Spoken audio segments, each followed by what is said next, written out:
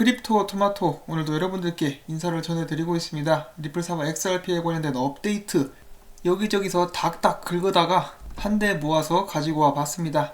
자, 지금 XRP 가격은 30센트를 벗어났습니다. 안타깝게도 29센트에서 거래가 진행 중에 있고요.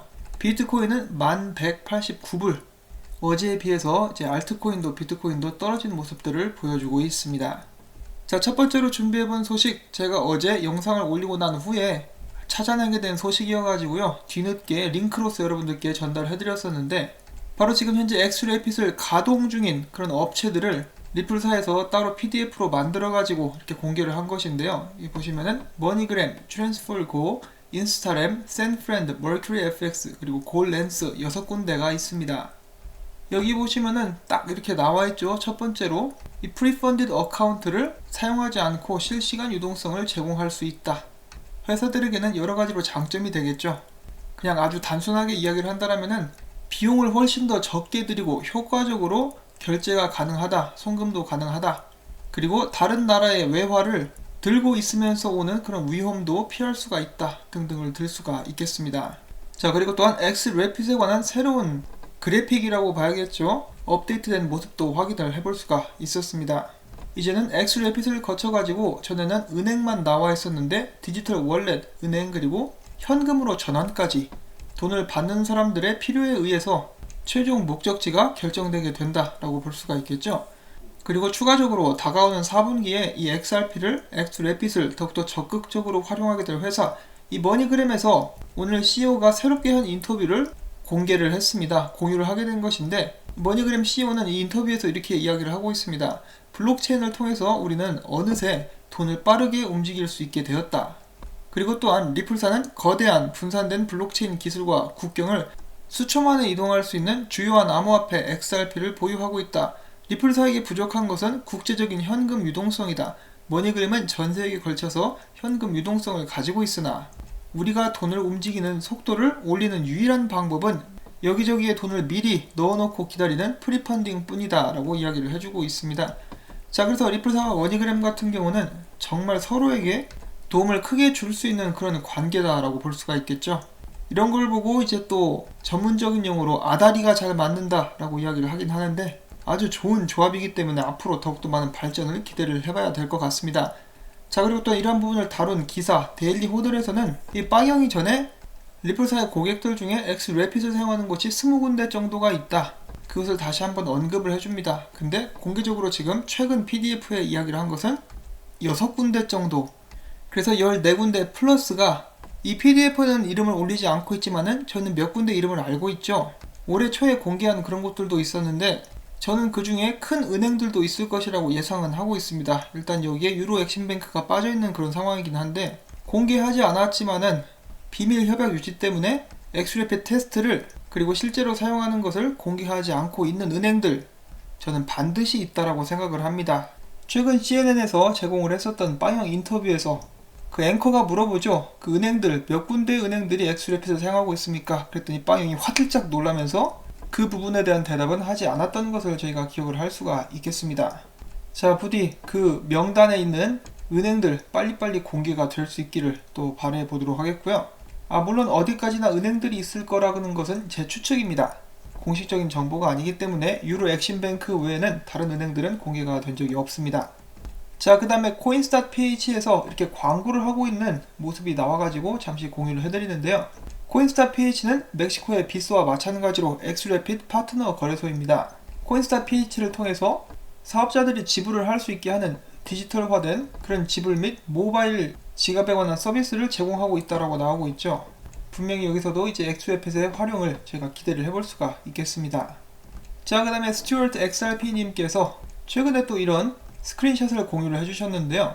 리플사 홈페이지가 최근에 업데이트가 되었는데 2019년 7월 15일 이후로 바뀐 부분이 있다.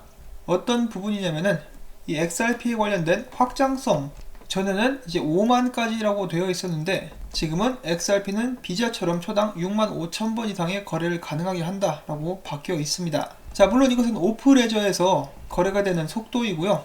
온 레저에서는 이제 보시다시피 초당 1,500건, 그리고 보통 이제 공식적으로 리플사의 직원들이 패널에 나와서 이야기를 할 때도 초당 1,500번을 이야기를 하고 있죠.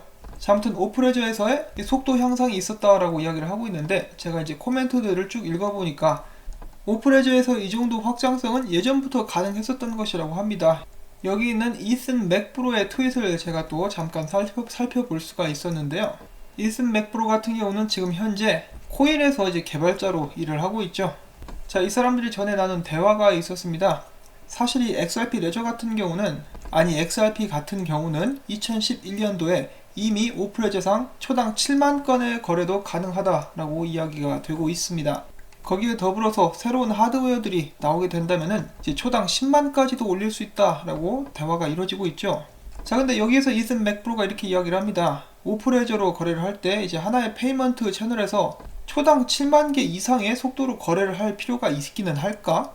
그러니까 한마디로 이렇게 실용적이지 않을 것이다 라고 이야기를 하고 있는 것이죠. 그러면서 하는 말이, 지금 내 라우터로는 초당으로 그 정도 패킷을 보내는 것조차도 불가능하다, 뭐 이런 식으로 이야기를 해주고 있습니다. 참고적으로 알아두면 괜찮겠죠. 이 속도가 빠른 것은 좋지만은 너무 빨라도 이렇게 다 쓸데도 없고 부질이 없다, 이런 식으로 이야기를 해주고 있습니다. 자, 그러면은 이 다음 메인 소식으로 또 넘어가 봐야겠죠. 자, 리플사가 드디어 소송에 관련된 답변, 즉 입장을 내놓았습니다. 약 한 달 반쯤이었었나요? 이 원고인 브래들리 소스텍이라는 사람이 수정 소장을 제출을 했죠. 그것에 대한 답변이라고 볼 수가 있겠습니다. 일단 이것에 대해서 이야기를 하고 있는 국내 뉴스를 잠깐 보고 여기 빠진 부분들을 제가 보강을 하도록 하겠습니다.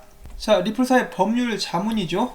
여기는 이 사람 스튜어트 알데로티 씨입니다. 이 스튜어트 알데로티 씨는 법원에 제출한 공개 문서를 통해서 XRP는 일종의 통화 혹은 상품으로 현행법상 증권으로 분류될 수 없다라고 주장했습니다. 이는 리플에 제기된 증권법 위반 소송에 대한 리플의 첫 번째 공식 대응이다. 리플 측 변호사는 XRP를 구매하는 것은 리플사에 대한 투자가 아니다. 리플과 XRP 구매자들 사이에는 공유하고 있는 기업이 없다. 리플이 XRP 보유자들에게 이익을 창출해준다는 약속도 한 적이 없으며, 또 XRP 원장은 탈중앙화 형태로 운영이 되고 있다. 앞서 미국 재무부 및 법무부는 XRP에 대해서 전환 가능한, 그러니까 즉 교환이 가능한 가상화폐다라고 결론을 지은 바가 있다. 이는 가상화폐가 상품의 일종이라는 CFTC의 입장과 일치한다라고 설명을 했다.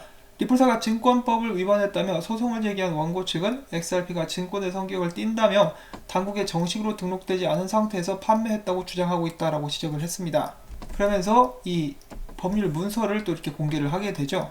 자, 그러면 여기에 보강돼 가지고 이 기사에는 실려있지 않은 부분들 여러분들께 말씀을 드리도록 하겠습니다. 자, 이 브래들리 서스텍 같은 경우는 이 소송 과정에서 굉장히 허점이 많은, 불완전한 요소가 많은 주장을 했다.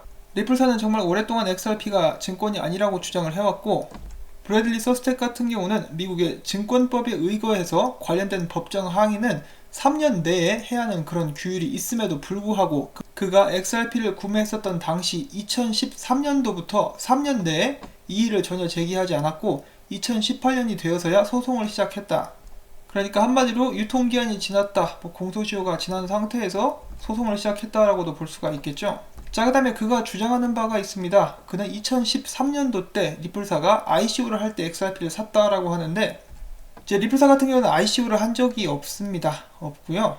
이 브래들리 원고는 XRP를 리플사로부터 바로 사지 않았습니다. 브래들리는 그의 XRP를 2차적인 거래소로부터 사고 팔았고, 앞에서 기사에서도 언급이 되었듯이 2015년 미 법무부와 재무부를 통해서 XRP는 교환이 가능한 가상통화로서 인정을 받았고, 이는 바로 현재 나와 있는 법에 맞게 이제 XRP가 분류가 됐다라고 볼 수가 있는 것이고, 이 때문에 XRP는 증권이 아니기 때문에 SEC에 등록을 할 필요가 없었다라고 이야기를 하고 있습니다. 그래서 이 원고의 주장은 XRP가 등록되지 않은 증권이다라는 것이었죠. 그런데 이 증권이 아닌데 왜 증권으로 등록을 해야 되냐? 그리고 너는 가만히 있다가, 원래는 3년 내에 이의 제기를 해야 되는데 아무것도 안 하고 가만히 있다가 2015년이 지난 후에 2018년도가 돼서야 이런 의의를 제기했다. 그러므로 리플사가 법원에 요청한 것은 이 소송을 무효화해달라라고 이야기를 했습니다. 그것이 결론이에요. 이런 과정들과 이유들을 통해서 이 소송은 합당하지가 않다라고 리플사는 반박을 하게 된 것입니다. 저희가 구체적인 부분은 이제 들여다보지도 않았지만은 이 소송이 얼마나 터무니없는 것인지 저희가 너무나 쉽게 알 수 있는 그런 부분이죠. 마치 이건 어린아이가 떼쓰듯이 아이스크림을 먹다가 바닥에 떨어뜨리니까 이것은 마트의 탓이다. 마트가 배상을 해줘야 된다라고 이렇게 억지를 부리고 있는 것입니다.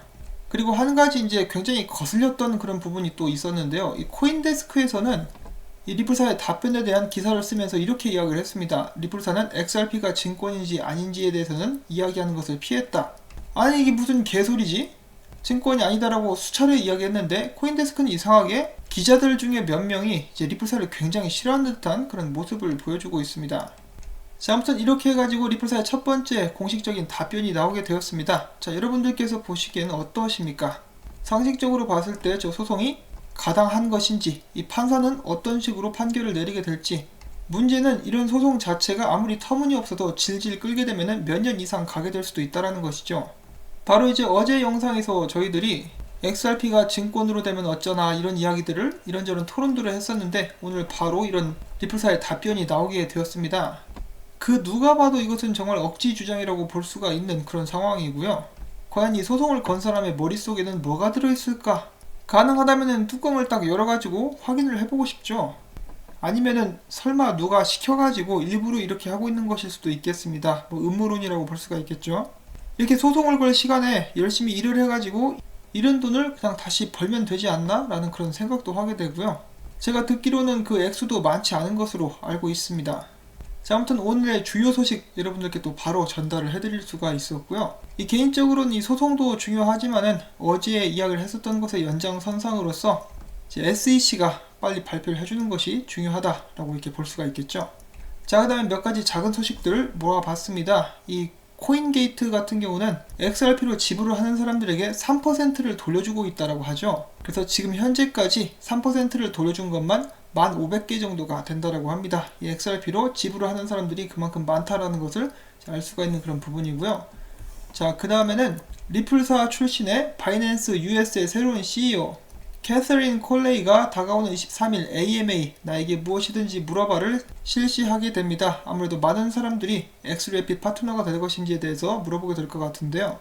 또 중요한 내용이 나오게 되면은 여러분들께 또 바로 전달해 드리도록 하겠습니다. 자, 그 다음에 리플사가 어느덧 7주년을 맞이했다 해서 이제 파티를 벌이고 있는 그런 모습들이 보여지고 있죠.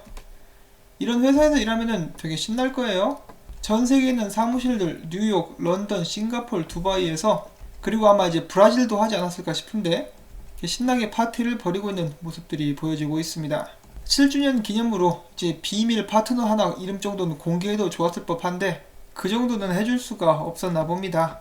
그래도 니들끼리만 맛있는 거 먹냐? 우리도 좀 나눠주라 이씨. 자, 아무튼 이렇게 해가지고 오늘도 중요한 소식들을 비롯해가지고 새로 나온 이런저런 이야기들 여러분들께 들려드릴 수가 있었습니다.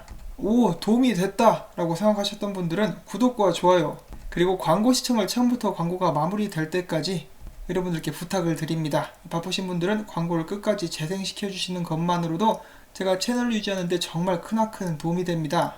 여러분들께 정말 감사드리면서 평안하고 행복한 주말 되실 수 있기를 바랍니다. 안녕히 계십시오.